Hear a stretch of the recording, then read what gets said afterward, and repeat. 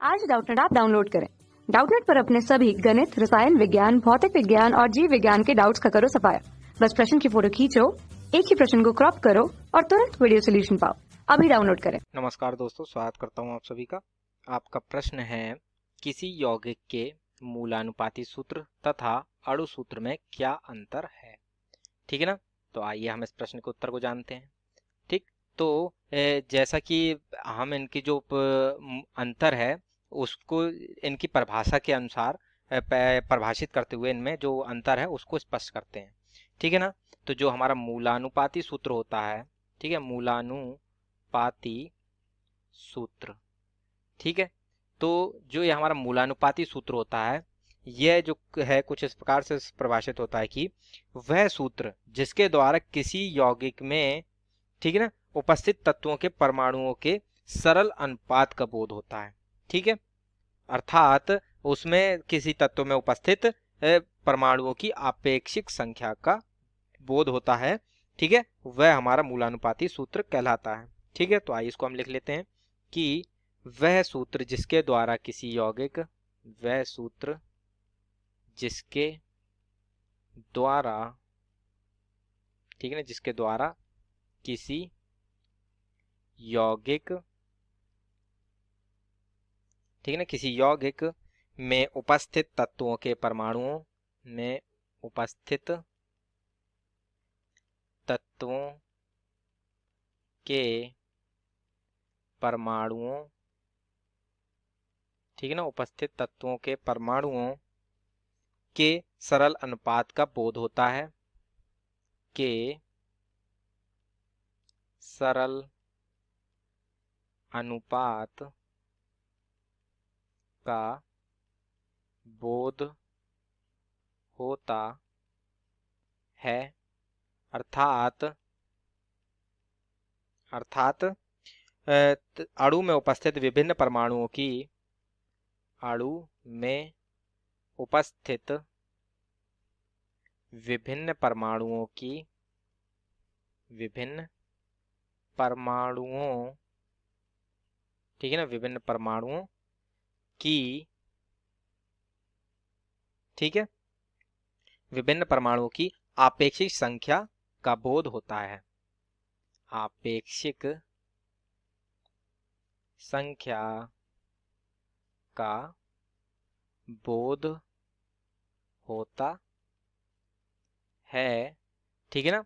मूलानुपाती सूत्र, मूलानुपाती सूत्र कहलाता है। ठीक है, तो इसमें हमने क्या समझा कि जो ये मूलानुपाती सूत्र होता है, इसमें जो परमाणु होते हैं उनकी आपेक्षिक संख्या का हमें बोध होता है, या हम कहें जो परमाणु होता है, यौगिक होता है, उसमें उपस्थित तत्वों के परमाणुओं में जो हमारा सरल अनुपात होता है उसका बोध होता है। ठीक है ना। तो इसको हम एक उदाहरण के द्वारा समझ लेते हैं।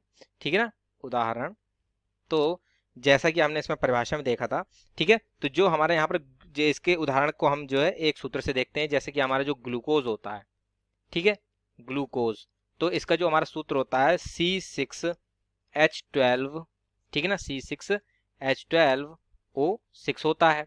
ठीक है, तो अब जैसा कि ये जो मूलानुपाती सूत्र है, तो ये हमें क्या बताता है कि इसमें जो हमारे कार्बन, हाइड्रोजन तथा ऑक्सीजन है, ये परस्पर एक दूसरे से 1:2:1 में संयोग करते हैं। ठीक है, तो ये हमारा जो है मूलानुपाती सूत्र बताता है। ठीक है, अब जो हमारा अणु सूत्र है इसको देखते हैं कि अणु सूत्र क्या बताता है। तो जो अणु सूत्र है, ठीक है, ये हमारा जो है ये बताता है कि वह सूत्र जिसके द्वारा यौगिक के एक अणु में उपस्थित तत्वों के परमाणुओं की वास्तविक संख्या का बोध होता है, यौगिक का अणु सूत्र कहलाता है। ठीक है ना, तो आइए उसको लिख लेते हैं कि वह सूत्र जिसके द्वारा, ठीक है ना, जिसके द्वारा यौगिक के एक अणु में उपस्थित, यौगिक के एक अणु में उपस्थित, ठीक है ना, यौगिक के एक अणु में उपस्थित तत्वों के परमाणुओं की वास्तविक संख्या, तत्वों के परमाणुओं की वास्तविक संख्या, ठीक है ना। तो जो तत्वों के परमाणु की जो वास्तविक संख्या है उसका पता जो है हमें, ठीक है ना, अणु सूत्र से पता चलता है। वास्तविक संख्या का बोध होता है, ठीक है ना, बोध होता है अणु, यौगिक का अणु सूत्र कहलाता है। यौगिक का अणु सूत्र कहलाता है, ठीक है ना। तो इस प्रकार से हमने इसकी इन दोनों की परिभाषाओं से क्या अंतर यहाँ पर हमें स्पष्ट होता है कि जो हमारा रस, ये जो हमारा मूलानुपाती सूत्र था, ये इनकी अणु तत्वों में की जो आपेक्षिक संख्या है उसका बोध कराता है, अर्थात किस अनुपात में वे संयोग कर रहे हैं, जबकि जो हमारा अणु सूत्र होता है वह परमाणुओं की वास्तविक संख्या का बोध कराता है, ठीक है ना। तो इसको भी हम एक उदाहरण के द्वारा स्पष्ट कर लेते हैं, ठीक है। तो जैसा जो हमारा मीथेन होता है, ठीक है, तो मीथेन का जो हमारा सूत्र होता है वो होता है CH, ठीक है। हम देख सकते हैं ये जो हमारा CH4 ये अणु सूत्र है, ये हमारे क्या कहता है, यौगिक के एक अणु में उपस्थित तत्वों की परमाणु की वास्तविक संख्या बताता है, ठीक है। तो ये जो हमारा मीथेन का सूत्र लिखा है, अणु सूत्र, ये हमें क्या बताता है कि इसमें एक कार्बन, ठीक है ना, इसमें एक कार्बन 4 हाइड्रोजन के साथ, ठीक है ना, 4 हाइड्रोजन के साथ संयोग करके एक मीथेन अणु बनाता है, ठीक है ना, मीथेन अणु बनाता है। अर्थात इसका क्या तात्पर्य है कि एक मीथेन अणु में जो है वह एक कार्बन है और 4 हाइड्रोजन उपस्थित हैं, ठीक है ना। अर्थात एक मीथेन अणु में एक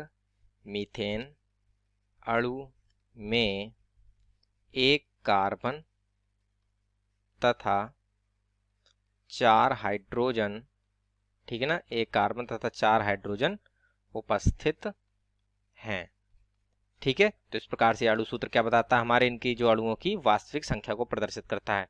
जैसे कि ये मीथेन का जो सूत्र है हमारा CH4 है, तो इसमें एक मीथेन अणु है, इसमें हमारा एक कार्बन तथा 4 हाइड्रोजन उपस्थित है, ठीक है। तो इस प्रकार से एक कार्बन 4 हाइड्रोजन के साथ संयोग करके जो है एक मीथेन अणु का निर्माण करता है, ठीक। तो इस प्रकार से हमारे प्रश्न का उत्तर पूर्ण होता है। आशा करता हूँ आप सभी को उत्तर समझ में आया होगा। धन्यवाद।